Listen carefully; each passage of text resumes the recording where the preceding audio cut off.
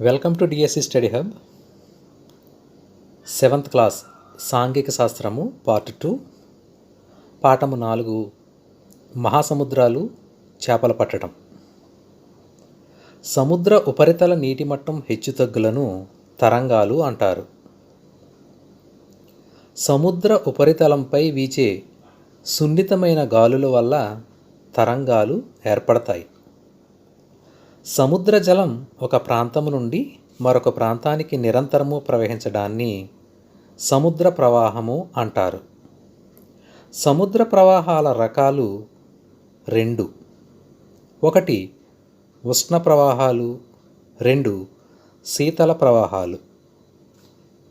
భూమధ్య రేఖా ప్రాంతం నుండి ధ్రువాల వైపు ప్రవహించేవి ఉష్ణ ప్రవాహాలు. ధ్రువాల నుండి భూమధ్య రేఖ వైపుకు ప్రవహించేవి శీతల ప్రవాహాలు. సముద్రంలో ప్రతిదినం నీటి మట్టం లయబద్ధంగా పెరగడాన్ని, తగ్గడాన్ని పోట్లు అంటారు. ఏ తరంగాలు వచ్చినప్పుడు సముద్ర తీరం కొంచెం ముందుకు వస్తుంది. పర్వవేళ తరంగాలు వచ్చినప్పుడు సముద్రం కొంచెం ముందుకు వస్తుంది. ఏ తరంగాలు వచ్చినప్పుడు సముద్ర తీరం కొంచెం లోపలికి వెళుతుంది. లఘువేళ తరంగాలు వచ్చినప్పుడు సముద్ర తీరం కొంచెం లోపలికి వెళుతుంది. పారా అనేది సముద్రంలో దొరికే ఒక రకమైన చేప. మరపడవలపై చేపలు పట్టేవాళ్ళు 15 నుంచి 20 కిలోమీటర్ల వరకు సముద్రంలోనికి వెళ్తారు. సముద్రంలోనికి కర్రతెప్పలపై చేపలు పట్టేవారు 5 కిలోమీటర్ల వరకు వెళ్తారు. వలల మరమ్మతుల కోసం ఉండే టూల్ కిట్లో ఉండేటటువంటి పరికరాలు నూలు కర్రలు, నూలు కండే, కర్ర బద్దె. దేనిని బట్టి వలలలో రకాలు ఉంటాయి. పొరలను బట్టి, కన్నులను బట్టి. చేపలు పట్టుటకు ఇటీవల వచ్చిన కొత్త వలలు రింగ్ వలలు. 1 కిలో గల వల యొక్క ఖరీదు 250 నుండి 300 రూపాయల వరకు. మత్స్యకారుల గ్రామమైన భావనపాడు గల జిల్లా శ్రీకాకుళం జిల్లా. భావనపాడు గ్రామ ప్రధాన పండుగ గౌరీ పండుగ. భావనపాడు గ్రామ కుల పెద్ద పిల్లాస్. పాఠము 5 యూరప్. పారిశ్రామిక విప్లవము ముందుగా సంభవించిన ఖండము యూరప్. యూరప్కు ఉత్తరాన గల సముద్రము ఆర్కిటిక్ మహాసముద్రము. యూరప్కు పశ్చిమాన గల సముద్రము అట్లాంటిక్ మహాసముద్రము. యూరప్, ఉత్తర అమెరికాలను వేరు చేస్తున్న సముద్రము అట్లాంటిక్ మహాసముద్రము. యూరప్కు దక్షిణాన ఉన్న సముద్రము మధ్యధరా సముద్రము. యూరప్, ఆఫ్రికాల మధ్య గల సముద్రము మధ్యధరా సముద్రము. మధ్యధరా సముద్రం అని పేరు రావడానికి కారణం ప్రపంచ మధ్య భాగంలో ఉండటం వల్ల. యూరప్కు తూర్పున గల పర్వతాలు యూరల్ పర్వతాలు. యూరప్కు దక్షిణాన గల సముద్రాలు 3: 1 మధ్యధరా సముద్రము, 2 కాస్పియన్ సముద్రము, 3 నల్ల సముద్రము. ఆసియా, యూరప్ మధ్య గల పర్వతాలు యూరల్ పర్వతాలు. యూరప్, ఆసియా పదాల కలయిక ద్వారా వచ్చిన ప్రాంతము యూరేసియా. యూరప్లో సంవత్సరం పొడవునా మంచుతో కప్పబడే పర్వతాలు ఆల్ప్స్ పర్వత శ్రేణులు. ఆల్ప్స్ పర్వతాల నుండి ప్రారంభమయ్యే నదులు రైన్, పో. పైరినీస్ పర్వతాలను ఆనుకొని ఉన్న దేశాలు స్పెయిన్, ఫ్రాన్స్. తూర్పు ఐరోపా సరిహద్దులోని పర్వత శ్రేణులు యూరల్ పర్వతాలు. కాస్పియన్ సముద్రానికి, నల్ల సముద్రానికి మధ్య గల పర్వతాలు కాకసస్ పర్వతాలు. ఐరోపాలో పొడవైన నది వాల్గా నది. మంచు కరిగి కాలువలుగా ప్రవహించి ఏర్పడిన నదులు నైపర్, వాల్గా నదులు. వాల్గా నది ఏ సముద్రంలో కలుస్తుంది? కాస్పియన్ సముద్రంలో కలుస్తుంది. రైన్ నది ఏ దేశాల గుండా ప్రవహిస్తుంది? France, Germany, Netherlands. డాన్యూబ్ నది 5 దేశాల గుండా ప్రవహిస్తున్నది. 1 Germany, 2 Austria, 3 Hungary, 4 Yugoslavia, 5 Romania. Hungary మైదాన ప్రాంతపు సరిహద్దులలో ఉన్న పర్వత శ్రేణులు 2. 1 ఆల్ప్స్, 2 కార్పాతియా. నల్ల సముద్రం చుట్టూ ఉన్న దేశాలు 6. 1 Russia, 2 Ukraine, 3 Moldova, 4 Romania, 5 Bulgaria, 6 Turkey. 3 వైపులా సముద్రం, ఒకవైపు భూమితో సంబంధం గల భూభాగాన్ని ద్వీపకల్పము అంటారు. నార్వే, స్వీడన్ కలిపి ఒక ద్వీపకల్పంగా ఉన్నాయి. ఈ ద్వీపకల్పాన్ని స్కాండినేవియా ద్వీపకల్పము అంటారు. సెయిన్ నది కలిసే సముద్రము ఇంగ్లీష్ ఛానల్. వాడర్ నది కలిసే సముద్రము బాల్టిక్ సముద్రము. డాన్యూబ్ నది కలిసే సముద్రము నల్ల సముద్రము. వాల్గా నది కలిసే సముద్రము కాస్పియన్ సముద్రము. డాన్ నది కలిసే సముద్రము నల్ల సముద్రము. రైన్ నది కలిసే సముద్రము ఉత్తర సముద్రము. పో నది కలిసే సముద్రము ఎడ్రియాటిక్ సముద్రము. విస్టులా నది కలిసే సముద్రము బాల్టిక్ సముద్రము. నైపర్ నది కలిసే సముద్రము నల్ల సముద్రము. వీనా నది కలిసే సముద్రము బాల్టిక్ సముద్రము. గ్రీస్ ఒక ద్వీపకల్పము. స్పెయిన్, పోర్చుగల్ రెండింటినీ కలిపి ద్వీపకల్పము అంటారు. స్కాండినేవియన్ ద్వీపకల్పంలో గల పర్వత శ్రేణులు స్కాండినేవియన్ పర్వతాలు మరియు కోలెన్ పర్వతాలు. గ్రేట్ బ్రిటన్కు అన్ని వైపులా నీరు ఉంది కనుక ఇది ద్వీపము. ఇంగ్లాండ్, ఐర్లాండ్, ఐస్లాండ్ యూరప్లోని ద్వీప దేశాలు.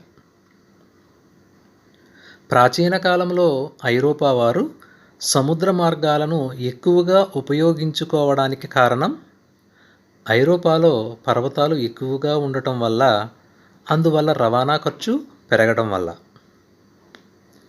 భూభాగంలోకి సముద్రం చొచ్చుకుని వచ్చినట్లయితే దానిని గల్ఫ్ అంటారు. బాల్టిక్ సముద్ర 3 వైపులా గల దేశాలు Sweden, Finland, Estonia, Latvia, Lithuania, Poland, Germany, Denmark. భూమధ్యరేఖ నుండి ఉత్తర ఐరోపాకు గల దూరము 8,800 కిలోమీటర్లు. ఇటలీ భూమధ్య రేఖకు దగ్గరగా ఉంటే నార్వే భూమధ్య రేఖకు దూరంగా ఉంది. అందువల్ల నార్వే చల్లగా ఉంటుంది. అట్లాంటిక్ మహాసముద్రం వెంబడి గల ఐరోపా దేశాలు Spain, Portugal, France, Belgium, Ireland, England, Norway, Iceland మొదలగు పశ్చిమ తీర ప్రాంతాలు. స్పెయిన్, స్లోవేకియాలలో వెచ్చని ఉష్ణోగ్రత ఎక్కడ ఉంటుంది? స్లోవేకియాలో ఉంటుంది. అట్లాంటిక్ మహాసముద్రం నుండి యూరప్ వైపు వీచే పవనాలను పశ్చిమ పవనాలు అంటారు. పశ్చిమ పవనాలు వేడిగాను తేమగాను ఉంటాయి. సముద్ర జలాలు ఒక చోటు నుండి మరొక చోటుకు నిరంతరము ప్రవహిస్తూ ఉంటాయి. వీటిని సముద్ర ప్రవాహాలు అంటారు. సముద్ర జలాల ప్రవాహానికి కారణం భూమధ్య రేఖ వద్ద గల అధిక ఉష్ణోగ్రత వల్ల. ఈ సముద్ర ప్రవాహాలను కవోష్ణ ప్రవాహాలు అంటారు. కవోష్ణ ప్రవాహాలను అమెరికాలో గల్ఫ్ స్ట్రీములని, యూరప్లో ఉత్తర అట్లాంటిక్ డ్రిఫ్ట్ అని అంటారు. గల్ఫ్ స్ట్రీముల వల్ల ఉత్తర అమెరికాలో తూర్పు తీర జలాలు, యూరప్లోని పశ్చిమ తీర జలాలు గడ్డకట్టవు. ఓడలు చలికాలంలో యూరప్ తీర ప్రాంతాలకు చేరుకుంటాయి. దీనికి గల కారణం గల్ఫ్ స్ట్రీమ్. సాధారణంగా చలికాలంలో సముద్ర జలాలు అక్కడ గడ్డకట్టుకునే ఉంటాయి. భూమధ్య రేఖకు దగ్గరగా ఉన్న జలాలు వేడిగా ఉంటాయి. భూమధ్య రేఖకు దగ్గరగా ఉన్న ఉష్ణ ప్రవాహాలు అమెరికా తూర్పు తీర ప్రాంతానికి చేరుకుంటాయి. ఉష్ణ ప్రవాహాలు అట్లాంటిక్ మహాసముద్రం నుండి మొదలవుతాయి. ఐరోపా తీరాన్ని వెచ్చటి గల్ఫ్ స్ట్రీమ్ ప్రవాహ జలాలు తాకుతాయి. పశ్చిమ పవనాలు సంవత్సరం పొడవునా యూరప్ వైపు వేస్తాయి. ఉత్తర పశ్చిమ ఐరోపా ప్రాంతాలలో సంవత్సరం పొడవునా చిరు వర్షపు జల్లులకు కారణం తేమతో కూడిన పడమటి గాలులు. ఉష్ణ ప్రవాహాలు చేపల పెంపకానికి అనుకూలం. బ్రిటన్కు సమీపంలోని ఉత్తర సముద్రం వద్ద మత్స్య పరిశ్రమ అభివృద్ధి చెందింది. దీనిని డాగర్ బ్యాంక్ అంటారు. ఐరోపా ప్రజల ప్రధాన ఆహారం చేపలు. యూరప్ ప్రధాన పరిశ్రమ చేపల వేట. మధ్యధరా దేశాలకు వర్షాలనిచ్చేవి పడమటి గాలులు. మధ్యధరా సముద్రమును ఆనుకొని ఉన్న యూరప్ దేశాలలో మధ్యధరా శీతోష్ణ స్థితి ఉంటుంది. మధ్యధరా శీతోష్ణ స్థితి పండ్ల తోటల పెంపకానికి అనుకూలం.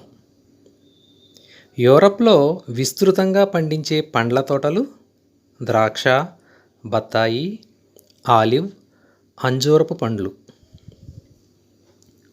ఐరోపాలో సారవంతమైనవి మైదానాలు, నదీలోయ ప్రాంతాలు.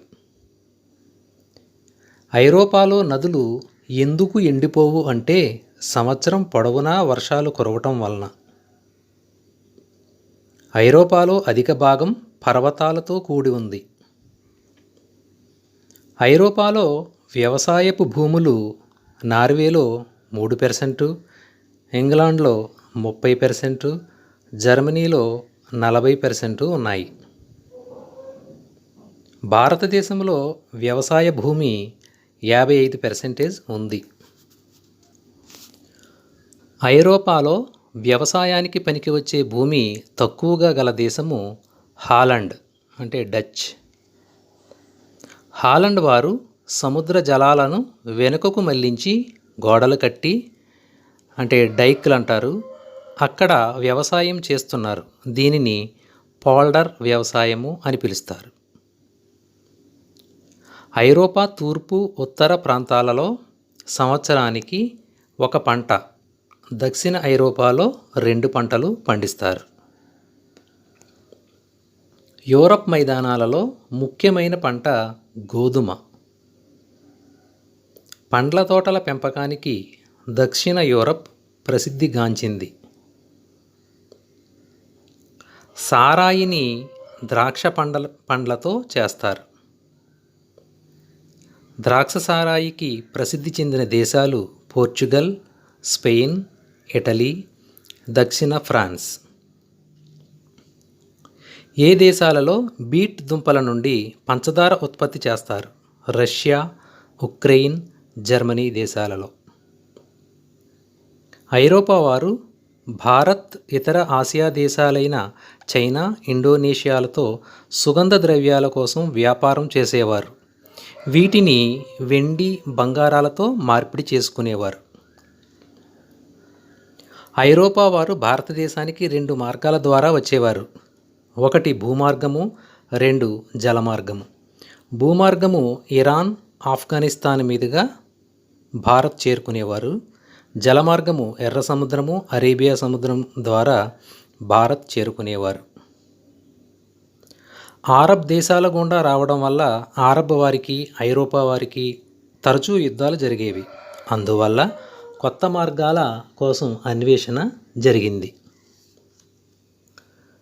మధ్యధరా సముద్రము ఇటలీ వ్యాపారస్తుల నియంత్రణలో ఉండేది. ఇటలీ వర్తకుల ఆధిపత్యము, అరబ్బుల అడ్డంకుల వల్ల కొత్త మార్గాల అన్వేషణ మొదలైంది. ఇటలీ నావికుడు క్రిస్టోఫర్ కొలంబస్ భూమి గుండ్రంగా ఉండటం వల్ల పశ్చిమ వైపు ప్రయాణించి భారతదేశాన్ని చేరుకోవచ్చని భావించాడు. క్రీస్తు శకము 1492లో కొలంబస్ అట్లాంటిక్ మహాసముద్రాన్ని దాటడానికి 3 నౌకలతో ప్రయాణమయ్యాడు. 3 నెలల తరువాత భూభాగానికి చేరుకొని అది భారతదేశము అని అనుకున్నాడు. కానీ అది వెస్టిండీస్. వెస్టిండీస్ అమెరికాకు దగ్గరగా ఉన్న అనేక ద్వీపాల సముదాయము. నైరుతి ఐరోపా నుండి అమెరికా తూర్పు తీరానికి వీచే పవనాలను వ్యాపార పవనాలు అంటారు. ఇవి సంవత్సరం పొడవునా వేస్తాయి. యూరప్ నుండి అమెరికా వెళ్ళడానికి వ్యాపార పవనాలను యూరప్ నావికులు అనుకూలంగా తీసుకున్నారు. అమెరికా నుండి తిరిగి ఐరోపా రావడానికి పశ్చిమ పవనాలను వాడుకున్నారు. ఇంగ్లాండ్లో పారిశ్రామిక విప్లవం ప్రారంభమైనది 1750.